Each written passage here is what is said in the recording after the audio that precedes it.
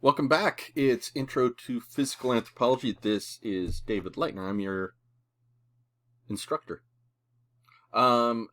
Today, we are going to talk a bit about racist science or race science. In some of the other videos, I've explained why race is not a valid concept for to talk about human biology. There are better terms that we can use, and race in the biological context actually doesn't apply at all. Race means subspecies. So, and we don't have subspecies. We don't meet the definition. So, today I want to talk a bit about the role that ideas about race and how Western science has categorized human beings over the last 500-600 years, how that has continued. Some of these ideas have continued on into today, and hopefully that'll give us a better understanding of some of the other videos I'm going to make today, which include talking about eugenics and talking about sort of the biology of race and where that comes from. Okay, so let's get started. So, scientific racism is the idea that when scientists have used concepts from biology about our biological differences to justify the social order, social inequality that exists, or to justify the subjugation of certain people. This kind of thinking really sort of got going. It's been around for a while, but it really got going in the 19th century and through much of the 20th century as well. Although it wasn't always sort of as explicit as I'm putting it right now. But to get some context, let's look at some of the history of ideas about biological difference. Okay. As long ago as, more than 2,000 years ago, we've got the ancient Greeks noticing differences that we talk about as race today. To begin with, the Greeks, the Greek name for many of the peoples living in North Africa and Africa in general at that point was Ethiopians, and it literally means scorched ones, referring to their skin color.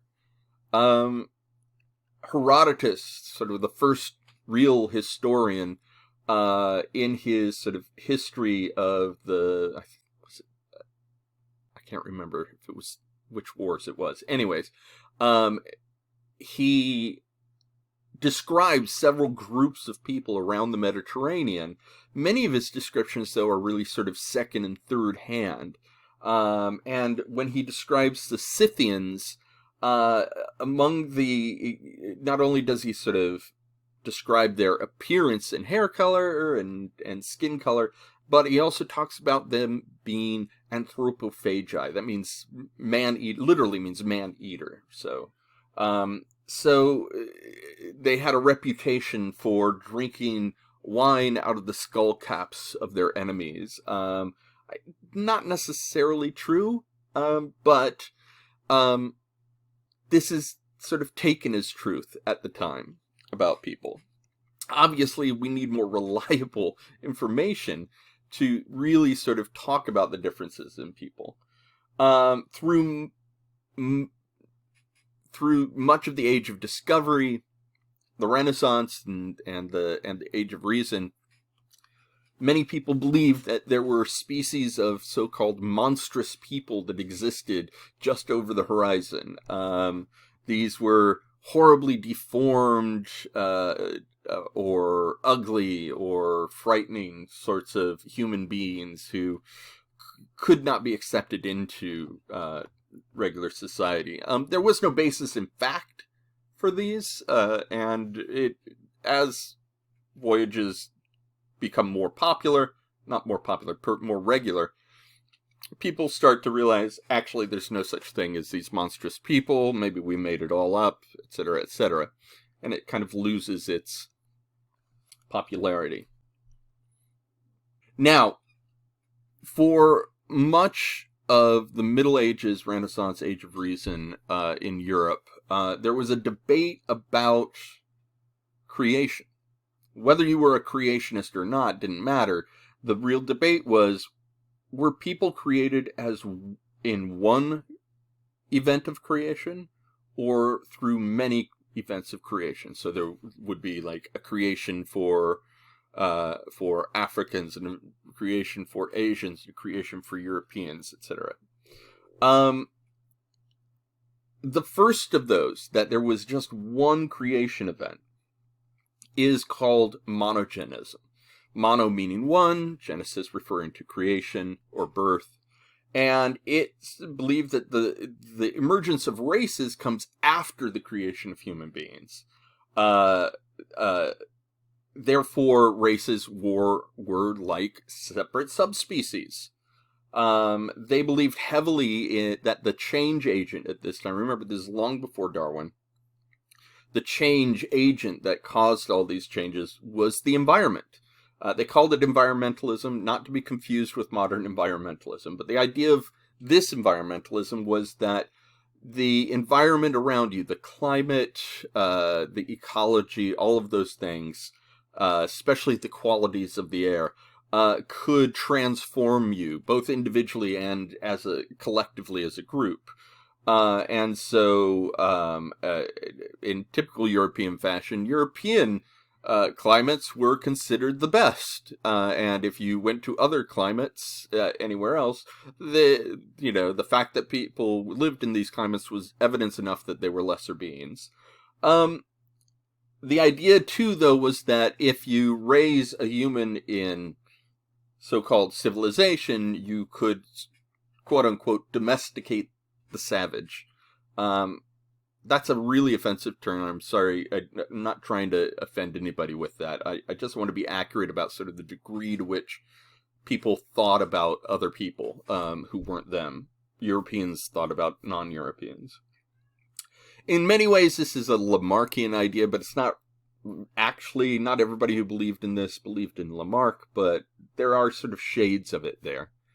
But that's monogenism. Polygenism is poly meaning many, genesis meaning creations, and they believed that the races were the result of separate, absolutely separate creations. They were completely different people. Some races, therefore, would be inherently inferior and could never be civilized.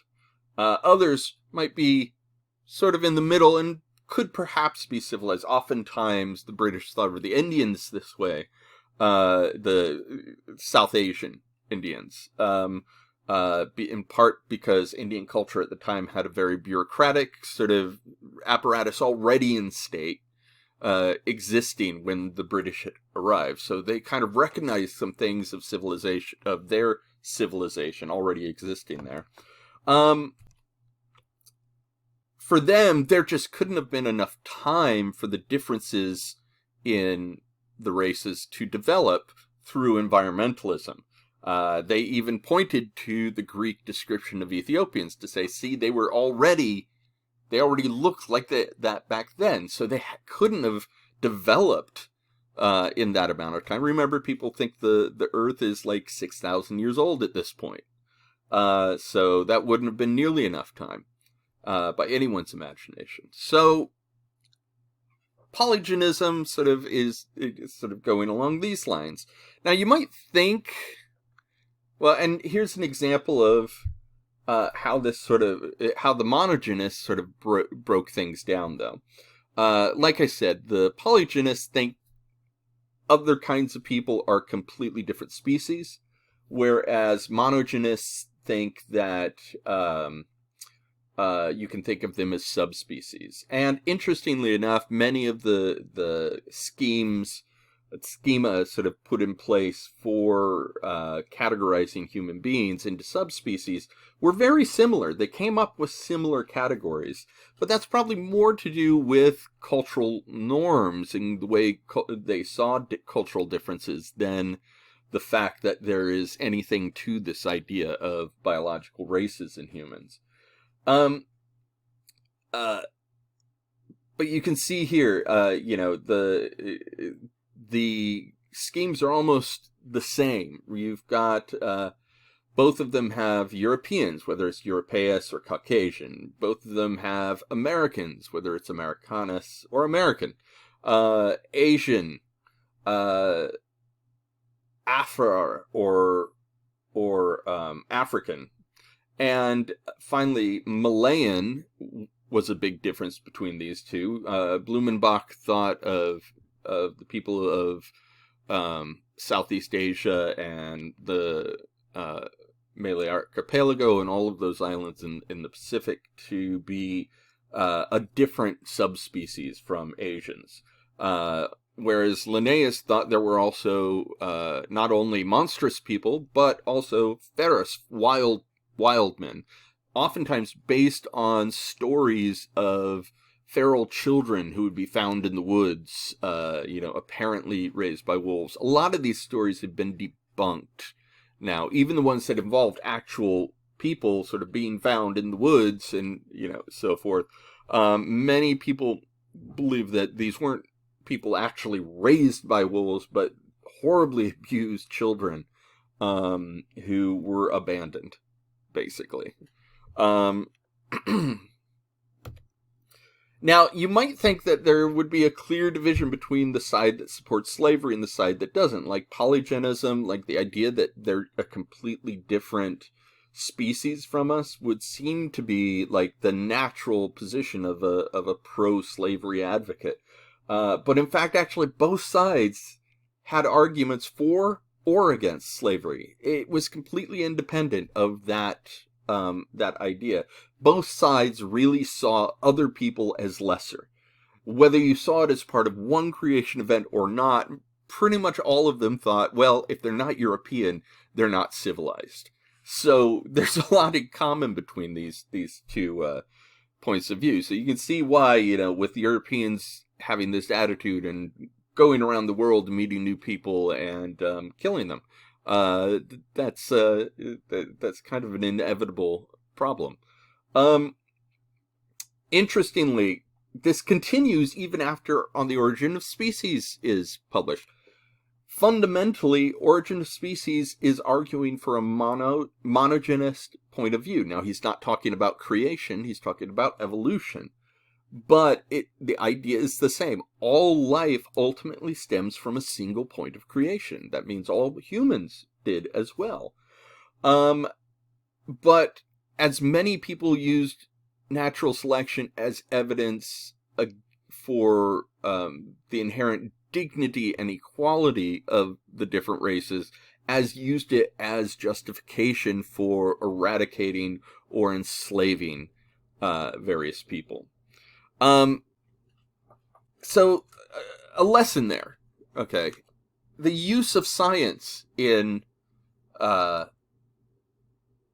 confirming what we think we already know has a long history.